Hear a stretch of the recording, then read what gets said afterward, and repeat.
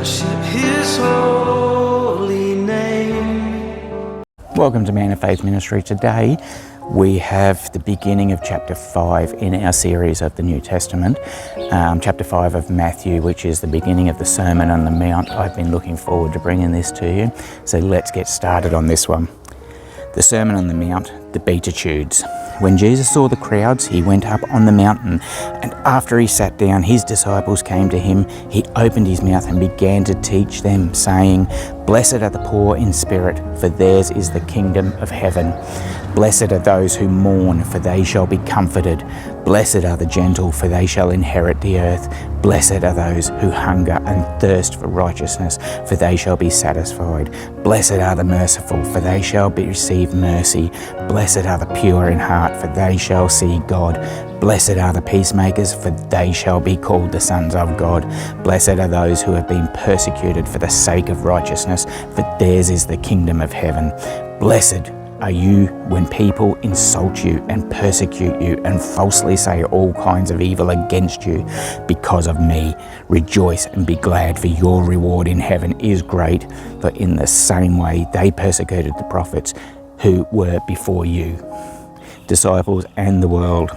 You are the salt of the earth, but if the salt has become tasteless, how can it be made salty again?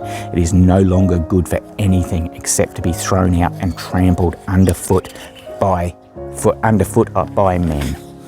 You are the light of the world. A city set on a hill cannot be hidden, nor does anyone light a lamp and put it under a basket, but on the lampstand, and it gives light to all who are in the house. Let your light shine before men in such a way that they may see your good works and glorify your Father who is in heaven.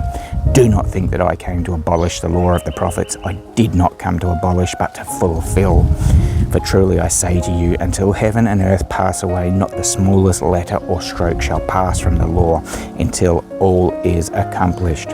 Whoever then annuls one of the least of these commandments and teaches others to do the same shall be called least in the kingdom of heaven. But whoever keeps and teaches them, he shall be called great in the kingdom of heaven. For I say to you that unless your righteousness passes that of scribes and Pharisees, you will not enter the kingdom of heaven. Now, personal relationships.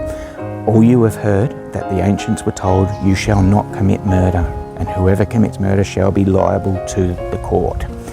But I say to you that everyone who is angry with his brother shall be guilty before the court, and whoever says to his brother, you good for nothing, shall be guilty before the Supreme Court, and whoever says, you fool, shall be guilty enough to go into the fiery hell.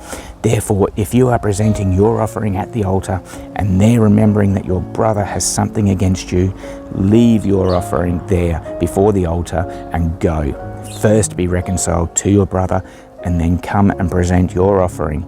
Make friends quickly with your opponent at law while you are with him on the way, so that your opponent may not hand you over to the judge, and the judge to the officer, and you be thrown into prison. Truly I say to you, you will not come out of there until you have paid up that last cent. You have heard that it was said, you shall not commit adultery. But I say to you that everyone who looks at a woman with lust for her has already committed adultery with her in his heart. If your right eye makes you stumble, tear it out and throw it from you, for it is better for you to lose one of the parts of your body than for the whole body to be thrown into hell. If your right hand makes you stumble, cut it off and throw it from you, for it is better for you to lose one of the parts of your body than for your whole body to go into hell. It was said, whoever sends his wife away, let him give her a certificate of divorce.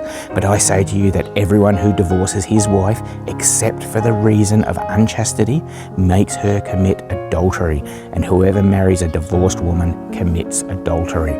Again, you have heard that the ancients were told, you shall not make false vows, but you shall fulfill your vows to the Lord. But I say to you, make no oath at all, either by heaven, for it is the throne of God, or by earth, for it is the footstool of his feet, or by Jerusalem, for it is the city of the great king. Nor shall you make an oath by your head, for you cannot make one hair white or black, but let your statement be yes, yes, or no, no. Anything beyond these is of evil. You have heard it that it was said, an eye for an eye and a tooth for a tooth. But I say to you, do not resist an evil person, but whoever slaps you on your right cheek, turn the other to him also. If anyone wants to sue you and take your shirt, let him have your coat also. Whoever forces you to go 1 mile, go with him 2. Give to him who asks of you, and do not turn away from him who wants to borrow from you. You have heard that it was said, you shall love your neighbour and hate your enemy. But I say to you, love your enemies and pray for those who persecute you, so that you may be the sons of your Father who is in heaven. For he causes his sun to rise on the evil and the good, and sends rain on the righteous and the unrighteous. For if you love those who love you, what reward do you have? Do not even the tax collectors do the same? If you greet only your brothers, what more are you doing than others? Do not even the Gentiles do the same? Therefore you are to be perfect as your heavenly Father is perfect. That's the end of chapter 5, the beginning of the Sermon on the Mount.